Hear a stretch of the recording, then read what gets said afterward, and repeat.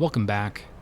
Honestman, Skyrim optimized, here with Mary Abernathy in the land of Solstheim.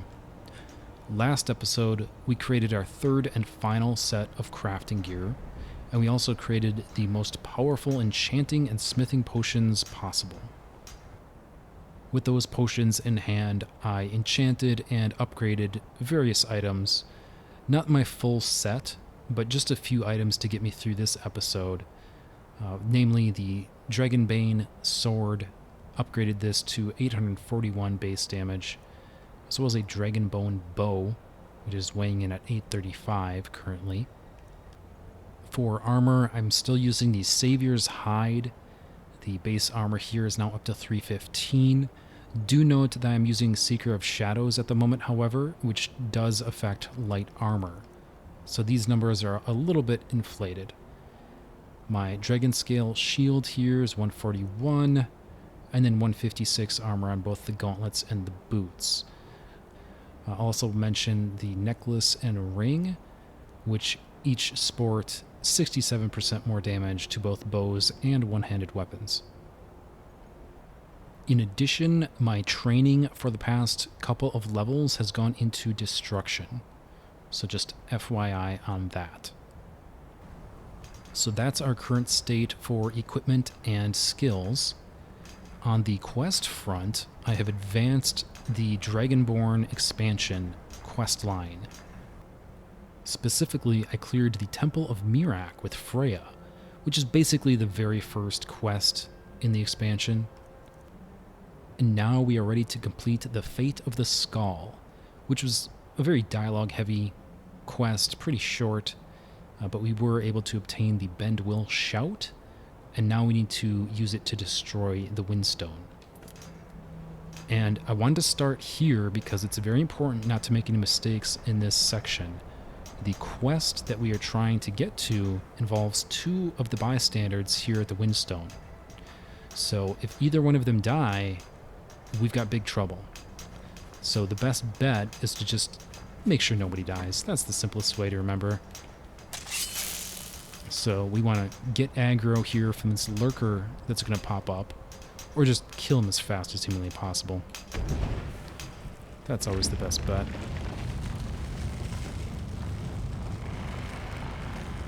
There it is. Yep, easy. Obviously, if we didn't have our upgraded sword, that might have been a bit more difficult, but no problem for us here, and no casualties, so perfect. Back at the Skull Village, after having liberated the villagers from Miraak's mind control and completing the Fate of the Skull quest, it will take the villagers a bit of time to make it back to the village from the Windstone, so you might want to grab a nap somewhere. Now, the quest that we are trying to get to involves the blacksmith that happens to be behind us right now. He's going to be abducted, but there's a window of opportunity here where we can interact with him first, and he is a vendor and he will sell stuff to us.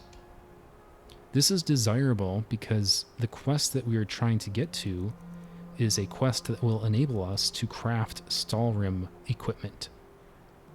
So if we can get a leg up and just buy some of what we want, all the better. We'll still need to complete the quest so we can upgrade it properly, but just getting the raw equipment is a good start. So I'm just going to buy a sword here. And money is functionally irrelevant at this point, so I'm not even going to worry about that. I still haven't sold through all of the potions that I created with alchemy, not even close. But we'll do a sword and a shield. I'm definitely going to want both of those. And then the next step is just fast travel away and come right back to the village. Dior, you must be calm. I'm sure there's a good reason Baldur left us. Something isn't right, Fenari. I feel it in my bones and I smell it in the air. Baldur wouldn't leave without telling someone. Don't worry yourself over nothing, Dior. Do you want a head full of grey hairs before you've seen 40 winters? It makes my heart heavy that you don't believe me, Fenari. Baldur could be in danger and you will do nothing. If you won't help me, Then I'll ask the Allmaker to send someone else who can. I am in no mood to talk, outsider. One of the Skull has gone missing. Who's missing? It is Baldur Ironshaper. As our only smith, Baldur is very important to the village. Did anything unusual happen around the time of his disappearance? I do not remember Baldur acting strangely. Although now that you ask, I did see something in the woods on the day he disappeared. I saw 2 elves in the far distance dragging something behind them. Hunters often visit our land, so I thought little of it. Where were they headed? South and west. If your road takes you that way, perhaps you could search for any sign of Baldur. The Skull would be grateful.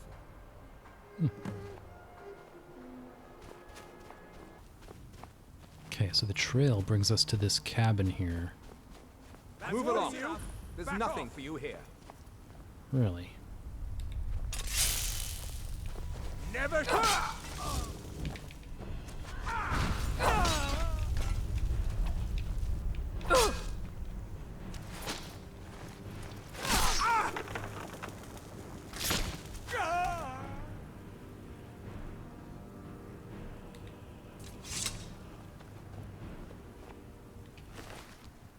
Here we go. Key to the lodge. And a handwritten note. I grow impatient with your lack of progress. If you cannot break the smith, I will be forced to find a more capable interrogator. I expect your next report to contain more encouraging results.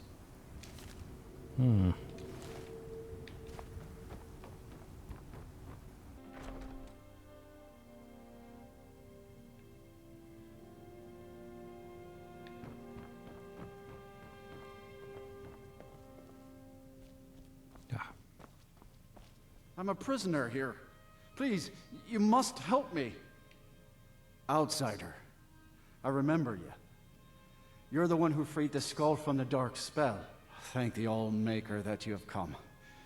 These accursed elves have taken me from my home. Are you hurt? Do you need healing? No, my wounds are not serious. I don't think the elves were trying to harm me. Perhaps they intended to frighten me. At worst, I have a few bruises to show for my ordeal. Why would the Thalmor abduct you? I do not know this word, Thalmor. But if you mean the elves, they were trying to learn the secrets of forging Stalhrim. Their leader, an elf named Ancarian, has a map. He says that it shows the location of a hidden source of Stalhrim. What is this Stalhrim? Enchanted ice. As hard as iron and as cold as death.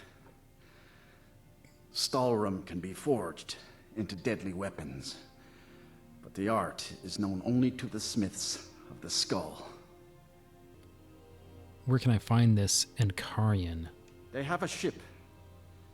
They took me there and showed me the map. You will find it on the northern coast of the island. Please, do not let Ancarian make his weapons. Kill him or let him live. But take the map from him. It belongs with the skull. I will return to the village. When you have the map, please bring it to me there. And thank you. May the Allmaker bless your days.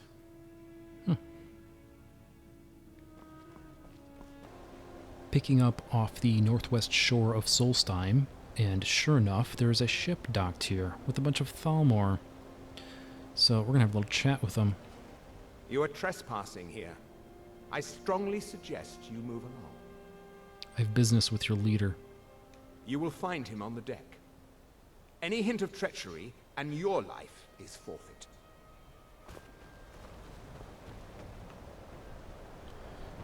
Now, you could just kill all these guys. That's super easy. Or you can take a more diplomatic approach, which is what I'm going to do here.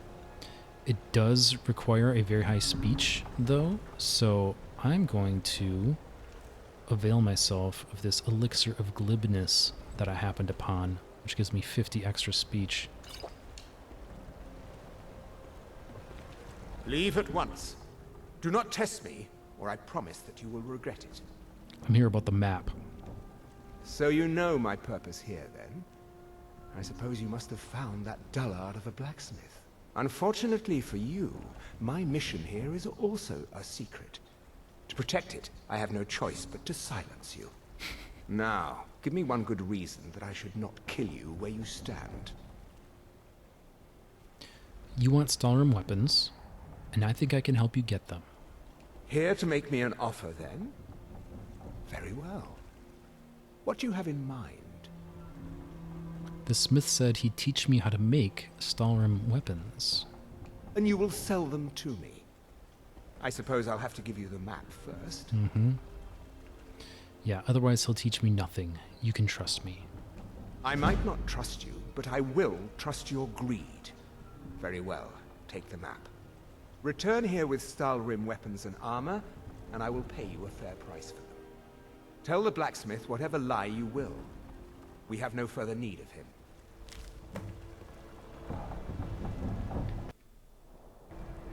I took the diplomatic approach back there because, well, one, I just thought it was more interesting than the other options, but two, it keeps the leader of the Thalmor around as a merchant. Now, he will only purchase Stalhrim, so the utility of that is limited, but that's the upside nevertheless. In any case, our real prize is back here. That the son of the smith take his father's It is good to see you again, my friend. Did you find the elves at their ship? I did. I've brought you the map. I know you faced great danger to bring this map to me. There are no words to tell how glad my heart is. Thank you, brave one. I name you Friend of the Skull, and I will trust you with the knowledge of forging Stalhrim. If you bring Stalhrim here to my forge, you can use my tools to make what you will from it. Until our next meeting, Skull friend. May your hunts always bring you game, and your crops grow tall and bountiful. And there we go. We now have the capability to potentially craft Stalhrim equipment. And the reason I phrased it that way is because it requires ebony smithing. And we don't actually have ebony smithing unlocked yet. But once we get to here, that'll enable us to do both ebony and Stalhrim now that that quest is complete. Completing that quest also revealed the location of a Stalhrim deposit. You can find it yourself anyway. You really don't need the map to do it for you. But here it is, right down here.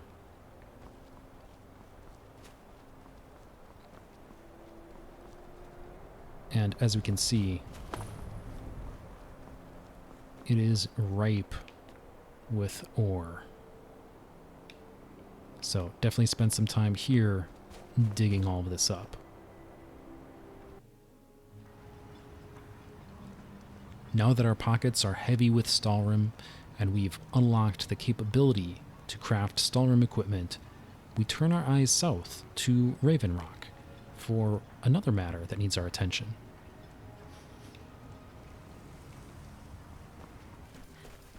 Now, all we need to do is head south out of Raven Rock, just kind of following the road, and we will come across this gentleman engaged in mortal combat. Just help him out a bit. Victorious again. Thanks. I wasn't sure I'd make it off this farm alive. I wish I could have said the same for my man here. What were those things? Some of the Redder Guard have taken to calling them ash spawn. Me, I don't care what they're called. All I know is they're a danger to Raven Rock and they need to be stopped. Fair enough. How did that bring you to this old farm? I was going to search for clues that might lead me to wherever they're coming from. I know it isn't the best place to start, but we know they've been coming from this direction. Well, I'd be glad to lend you a hand. Good. I can use all the help I can get. Besides, I don't feel comfortable leaving Raven Rock behind, and I'd hate to lose any more Redder Guard. Alright, where do I begin? We were searching the farm when the ash spawn ambushed us. Have a look around and see if you can turn up anything useful. Okay. What are these ash spawn? No one knows, really. Superstitious folks say they're the risen forms of those that died long ago. But but I'm not so certain. They started attacking the bulwark a few weeks ago. My men were able to kill them, but they keep coming back. How often? We've had 2 other assaults on the bulwark, at different spots on the wall. I know it sounds crazy, but it's almost like they're becoming more organized and probing it for weaknesses. You suspect there's a motivation to their attacks. Exactly. Something has to be directing them against us, and we need to find out who or what it is. Report back to me if you discover anything unusual. Declaration of war. Raven Rock Stronghold. My calls for the unconditional surrender of your forces and an immediate cessation of all hostilities have been ignored numerous times. I therefore have no choice but to assume your purpose on Solstheim is hostile, and to treat Raven Rock Stronghold as an enemy of the Empire. I warn you, any attempt to breach Fort Frostmoth will be met with an equal level of aggression. I will do everything in my power to wipe you and your forces off the face of Tamriel. There will be no further communications between us. General Falx Carius, Garrison Commander, Fort Frostmoth.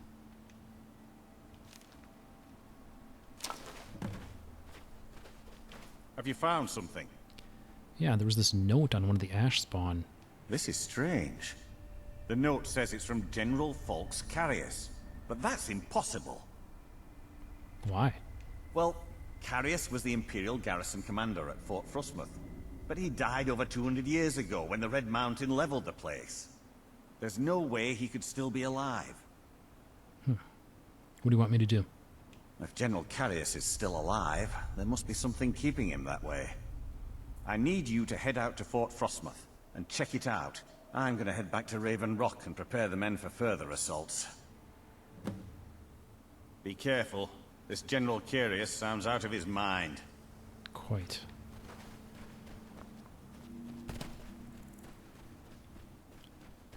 Coming up on the fort here. We have hostiles on the compass.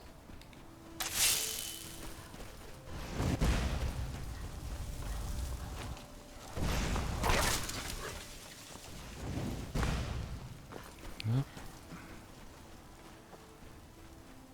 I think there was an entrance here. Yep. Men, an invader has entered.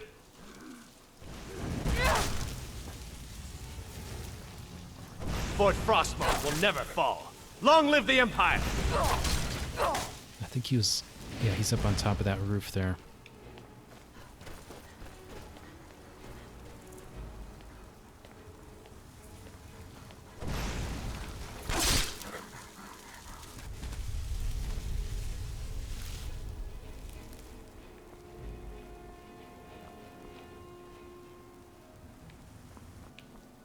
Okay, we can't access that building directly, not yet, so this is our path.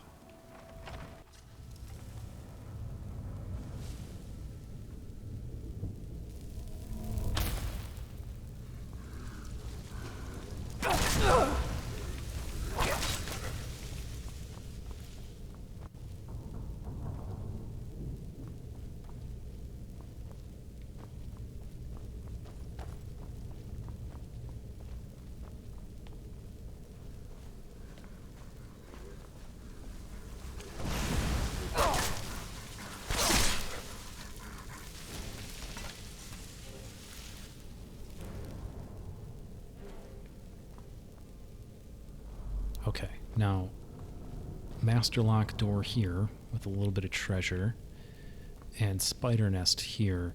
I'm not going to waste my time, but you would want to clear that out. There's some ruby deposits and some other goodies in there.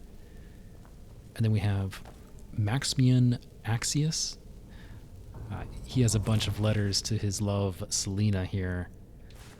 So that's, you know, kind of fun if you want to check that out.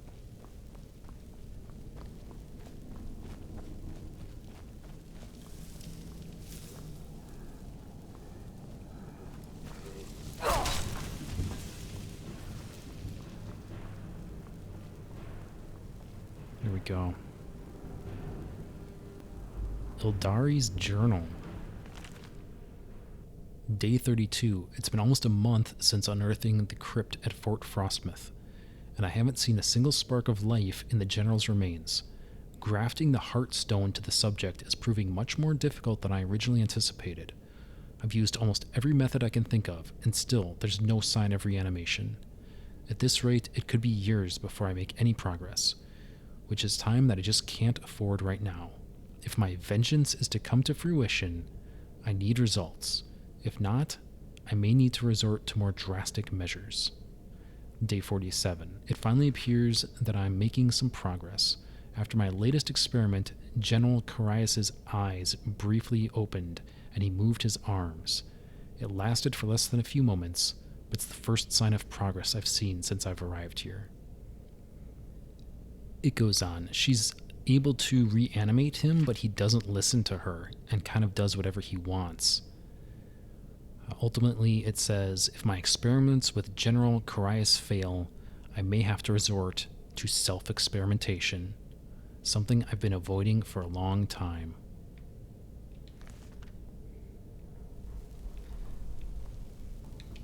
And then her knapsack here has the key we need.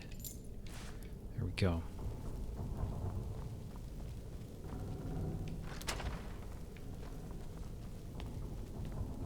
Get ready. Trouble ahead. There he is. Now you're mine. I've failed.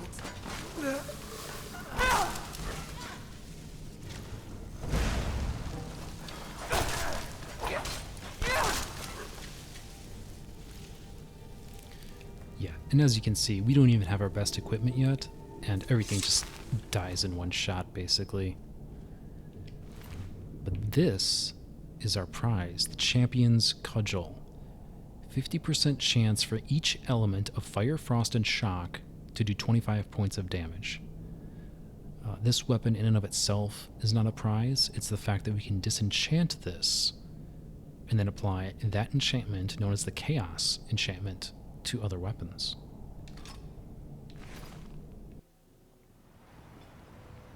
Back in Raven Rock to turn in the quest, but before I do, I want to make special note that this particular quest, March of the Dead, has the highest potential payout of any quest in the game, except for the fixed reward at the end of the Dark Brotherhood questline. This quest scales all the way up to 10,000 gold if you are level 60 or higher. Now, I'm only level 51, so I'm going to have to settle for a mere 7,500, but just be aware of that as you're making your plans. I can definitely see the logic for trying to critical path to this enchantment early in the game, but I can also see pushing it off a little bit to try to get a few thousand more gold, if you're at a point where gold even has a meaning for you anymore. So, all of that said, we're going to get our cash here and be on our way. What news do you bring from Fort Frostmoth? I killed the General. I had my suspicions that he was undead. How else could he have survived for over 200 years? It's a shame. There are quite a few tales of General Carius's exploits, including the founding of Raven Rock. Well, he's not going to be sending out ash spawn any longer. Councillor Morvain told me to give this to you if you made it back in one piece. And you got rid of General Carius. Better than a soldier's pay, so you should be thankful. There's our 7,500. Did you need something else? I'm sorry to bother you, but Second Councillor Rano asked me to come find you. He said it's quite urgent. What about? All he wanted me to do is track you down and send you to him. Look, this is important. Even more important than wiping out the ash spawn. Please, go speak to the Second Councillor as soon as possible. And that starts the Served Cold quest, which is noteworthy because that is how you get a home here in Raven Rock. But that's not our interest. We have what we came for, so it's time to head back to Skyrim. Back in the frozen north of Skyrim, we are at Ironbind Barrow, which is a ruin that is southwest of Winterhold, southeast of Dawnstar, tucked away in the mountains here. And this is another location where we are after a very particular weapon, a very particular enchantment. So let's get after it.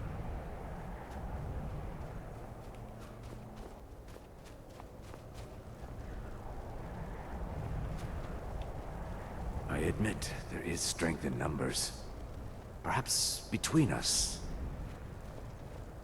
Ugh, we should be inside loading up on treasure. Worry Scales here thinks we should wait, though. Don't get any ideas either. We were here first. I don't care what Beam says.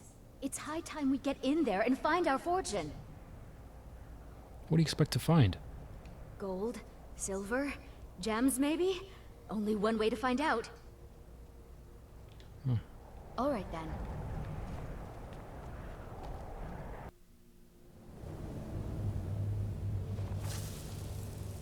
You can't shake us off that easily.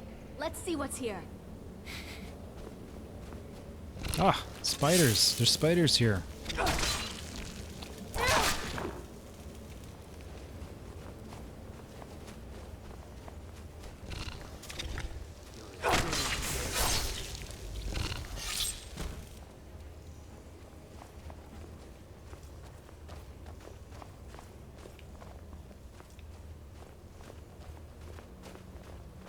Yeah, you guys can go first a little bit. That's fine.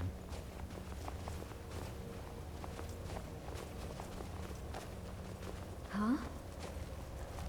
Time to end this little game.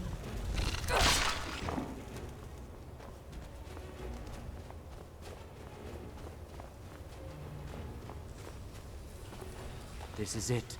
We found Gathric's tomb.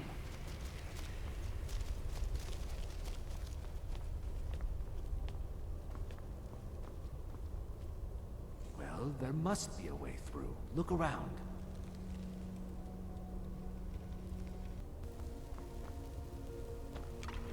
There we go.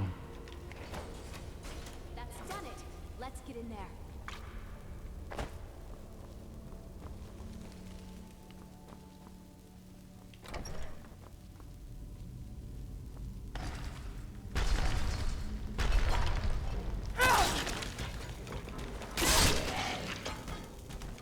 All over now.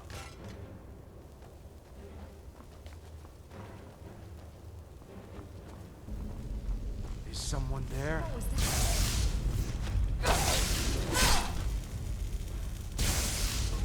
All over now.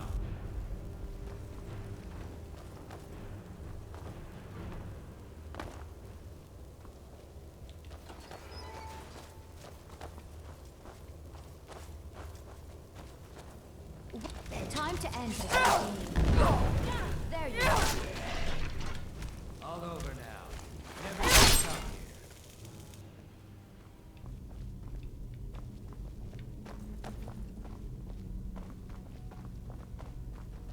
Don't rush ahead. The hat. This is a trap if I ever saw one.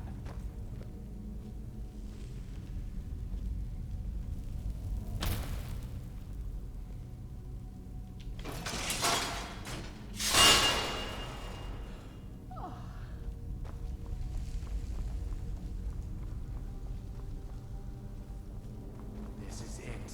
Gathric awaits us. What are you on about? Let's just get the treasure here and go.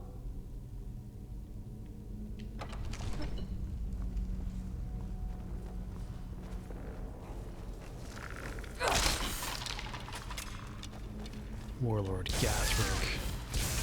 Come on. Chump. Fool. I should thank you. I knew the girl wouldn't be strong enough to help me kill Gathric alone. There's just one more thing I need from you.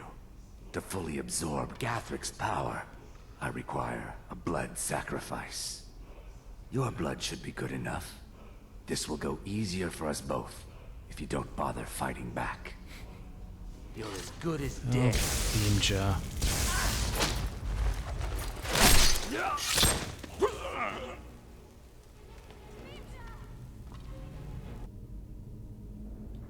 Father never trusted Beam. I always thought he was just being overprotective. What will you do now? I don't know. Beamja has looked after me since I was knee-high to him. I need to rest, and then I think I'm going back to High Rock. Go on without me. I think I need to be alone for a while.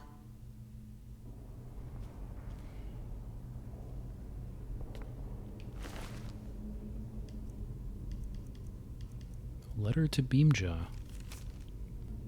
keep my daughter safe, and you'll earn both your freedom and that damned book you want so badly.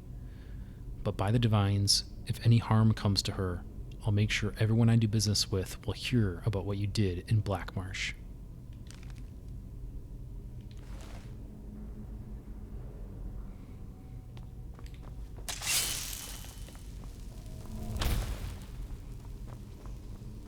We have a word wall here.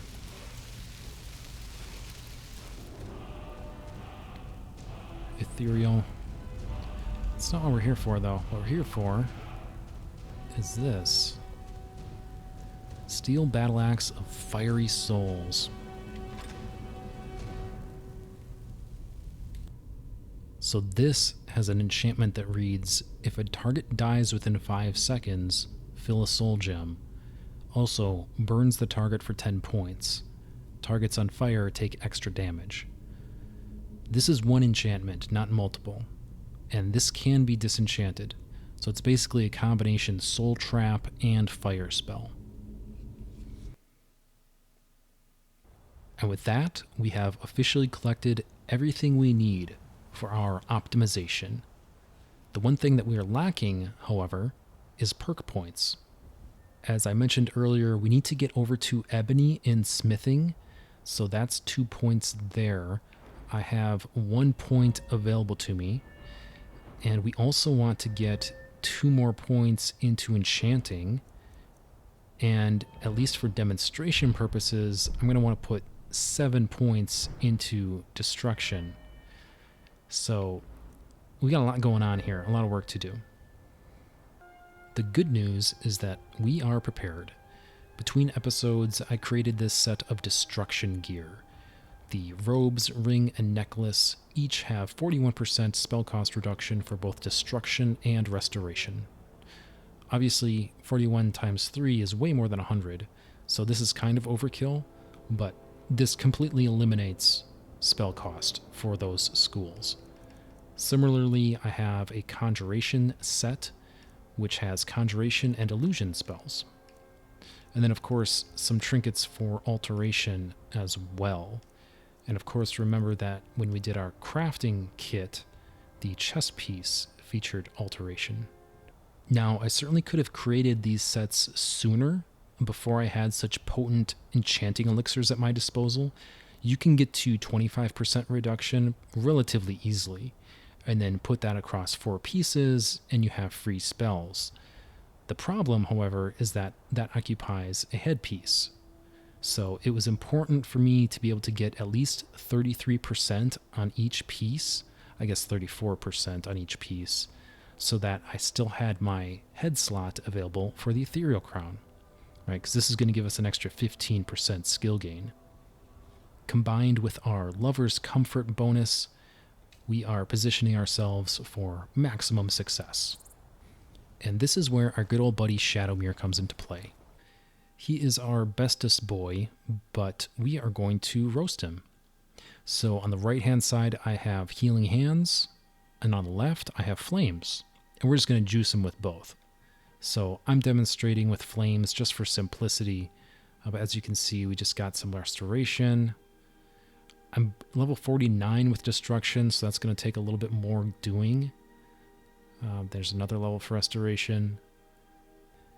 And you can do a similar trick if you upgrade the Dawnstar Sanctuary for the Dark Brotherhood. There's a torture chamber that you can get there, which has people you can torture. There's level 50 destruction. The problem with that is it's really easy to kill those people. So you have to be careful. It definitely works, but you have to be careful. Shadowmere is much more resilient, although you can kill Shadowmere, so be aware of that. But this shows you how you can sort of power level destruction and restoration simultaneously.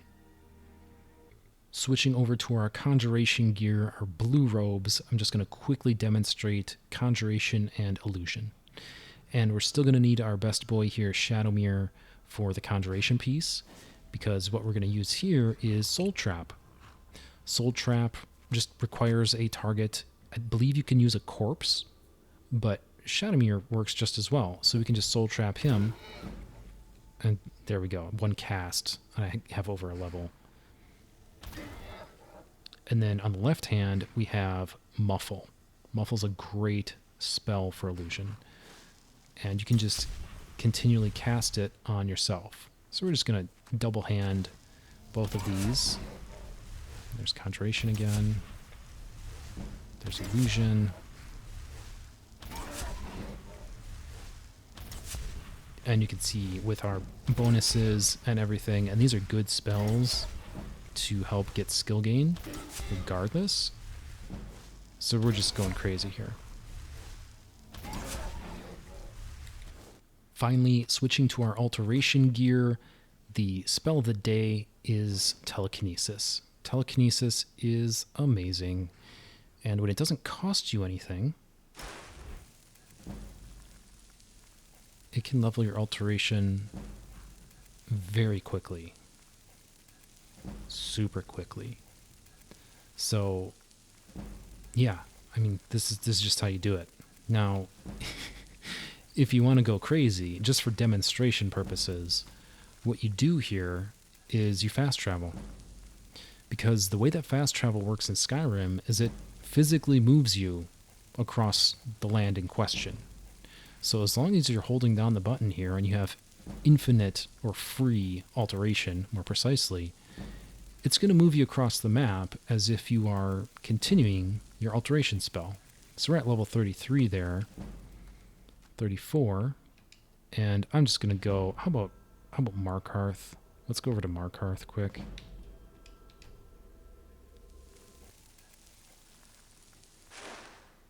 And you could see there it was still holding the spell as I materialized. I may have lost my torch. It might be around here, but I may have lost it. But either way, if we now check our alteration, I guess we gotta level up first. Ooh, lots of levels. Yeah, alteration is 100. And we did it in about 30 seconds. Now, is that an exploit? I don't know. Is putting a rubber band around the controller an exploit? Is me physically holding the button while I read a book an exploit? I'm not here to judge. I'm just communicating the tools, and how you choose to bring those to bear, that's up to you. I'm actually not going to keep this. I'm going to reload.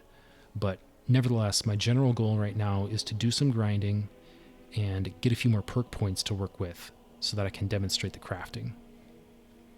And we are back in Whiterun, ready to do some crafting. I did some training on destruction. I took a much more measured approach than what I just demonstrated. You can see our alteration is still really low. But I did do a ton of training in destruction. And I had talked in a prior episode about, alchemy generating so much money that you can basically just trade potions to alchemist trainers to subsidize your training. Of course, the exact same principle applies with Yorland and smithing. He's a vendor. You can be bartering with him with weapons and equipment. Same thing goes for spellcasting. You have the College of Winterhold with literally every school of magic available to you, very high level trainers, and they love to buy jewelry. So, if you're enchanting jewelry with sneak or carry or whatever you have, they love that stuff. So you can subsidize your training that way very easily. Or you can leverage pickpocketing. There's a ton of different ways to go about this. Choose whichever one you like. All of that said, it is smithing time. So I've prepared a few weapons, and I just wanted to give a very quick demonstration in case there was any possible confusion around how to upgrade weapons. So I've equipped the notched pickaxe, which is +5 to smithing. And again, this will only work if you have the unofficial patch. This pickaxe is bugged in the base game to the best of my knowledge and is not going to work. But if you have the unofficial patch, it'll give you the proper +5 to smithing. Evidenced right here, we see smithing 105. In addition, we are wearing our full set of crafting gear, right? So we have 41% to weapon and armor improvement on 4 different pieces here. Chest piece, ring, gloves, and necklace. And on top of that, we have Seeker of Might from the Sallow Regent Black Book. And then it's just a matter of assuming the position. We get ready for wherever we want to start, and we get to our potion. And again, you can see I have all three here. I have the sort of baseline 161%, which was our first set of crafting gear, the 172 from our second set of crafting gear, and 174 from our third and final set of crafting gear, alchemy more specifically. And obviously this is the one we want, 174. So we'll just pop this. And I'm just going to upgrade these guys as quick as I can. More Stalhrim. Those two I obviously don't care about. We're going to disenchant those. Get out of here.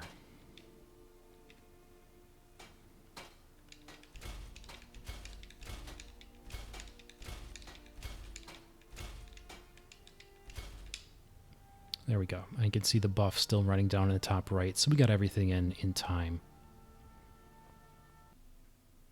Switching back to enchanting mode here, just a quick reminder that you want Ozadal's Genius active for plus 10 enchanting, and you want Seeker of Sorcery active for plus 10%. And then of course, drink your appropriate enchanting elixir. I'm going to hold off on the elixir for a second because I want to show some things. But before I do, I'm going to need more perk points. But we're all done smithing. So I'm just going to go ahead and legendary this and get all those points back. So now I have 10 to work with. I'm not going to invest them just yet, though, because I want to demonstrate something. You can see here I have Fire Enchanter, but I do not have Frost or Shock Enchanter.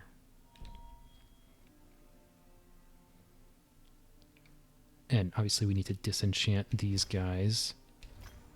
There we go. And I'm going to use the Dragonbone Sword here quick. And Grand Soul Gem. And we're just looking at the damage numbers here.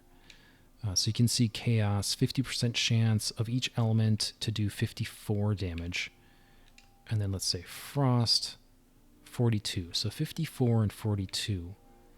Now, the reason that Stalhrim is actually the best equipment is because they convey a bonus to ice effects, whether offensive or defensive.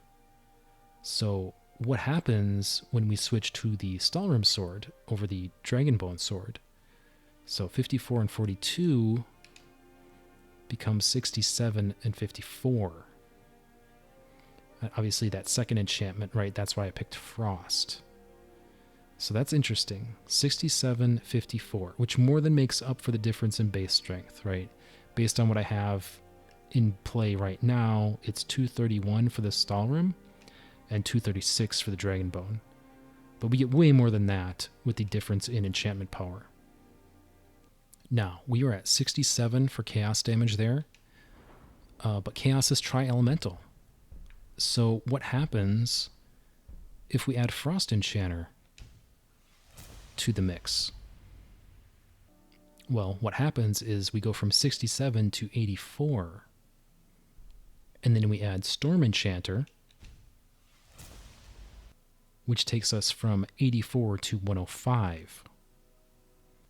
But you know what else? Destruction. This is why it was so important to get Destruction at least to 60. We're just going to go ahead and augment Frost and augment Shock. And now we are at 236 points of Frost, Fire, or Shock. 50% chance of each. And then our Frost, if we add that to the mix, 151. And again, juxtaposing that with the Dragonbone, we drop to 189 and 121. Now, an important thing that I want to note here is that Fiery Soul Trap, which was that last enchantment that we picked up, does not honor those same bonuses. So, unfortunately, even if I take the duration all the way down to 1 second here, this just sits at 15 points of fire damage regardless. As opposed to fire here, the text is very small, but it's 54 points. So the fire enchantment is scaling based on those bonuses. Fiery Soul Trap does not. So be aware of that. Obviously, Fiery Soul Trap is just a straight upgrade from using regular Soul Trap, so that's great, but it does not convey the same bonuses that the straight elements or the tri-elemental chaos enjoy. Now, if we look over at bows, so I pulled up a Dragonbone bow here. We have 277 base damage versus 269. So once again, Dragonbone has a little bit higher base damage, but 236 chaos versus 189. So again, it just more than makes up for the base damage difference with enchantment power. And if I add a frost enchantment on top here, that difference gets even bigger. 236, 151, 189, 121. And again, this is without any enchantment elixir. These numbers are going to get way bigger, and the difference is going to get way bigger. That said, bows are more interesting because with quick draw, the Dragonbone bow draws much quicker than the Stalhrim bow. So for that reason, personally, your mileage may vary, I actually prefer the lower damage potential for the faster draw speed. So I am going to go with a Dragonbone bow, but definitely going with the Stalhrim sword. So let's go ahead and pop our elixir here. And again, 44% is what we're looking for. And I'll just go ahead and do the bow for the sake of demonstration. And then we can compare. Nope, don't want that.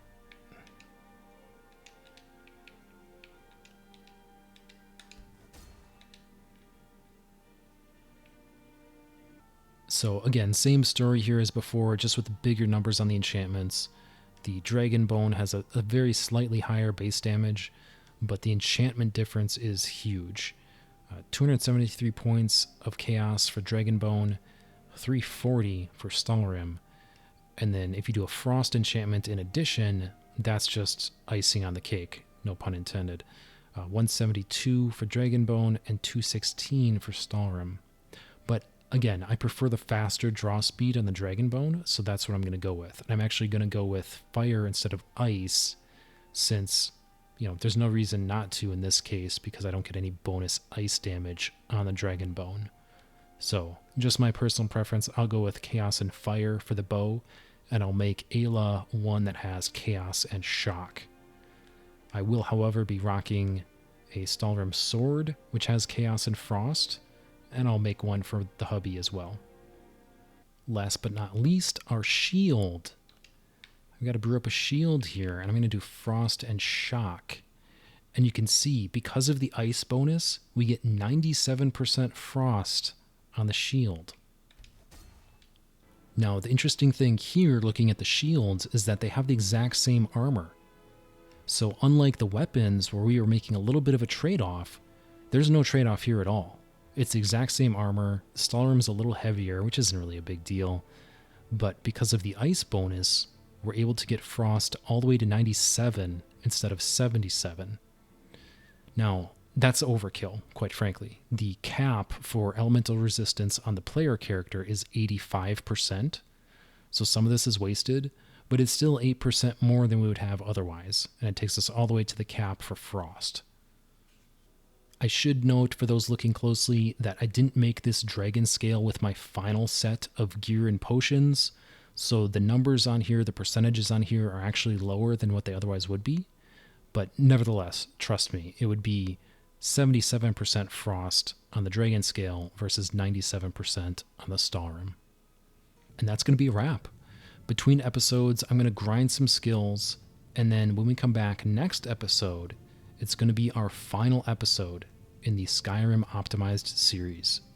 So I'm going to finish off some skills, recap some strategies during that episode, and feature my final complete set of equipment.